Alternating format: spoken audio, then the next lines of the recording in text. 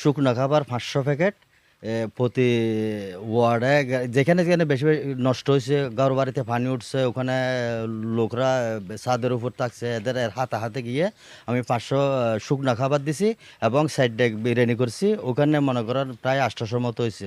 ওগুলিও এ, যাদের পানি উঠছে এদের বাড়িতে বাড়িতে গিয়ে দিয়ে দিয়ে আসছি হাতে হাতে।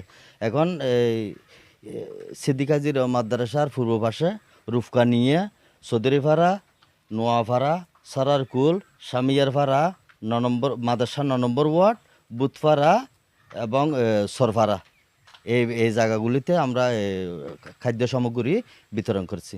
কিংবা ওই রূপকানিয়া, সাতকানিয়া, ছড়ারকোল, তারপর এই রূপকানিয়া আশ্রয় কেন্দ্র, ওখানে কিন্তু কেউ যাইতে পারিনি, আমরা পাস্ট গেছি যে ওখানে সবার মাঝে আমরা শুকনো খাবার কিংবা বিরিয়ানি সব বিতরণ করছি আপনাদের দোয়ায়।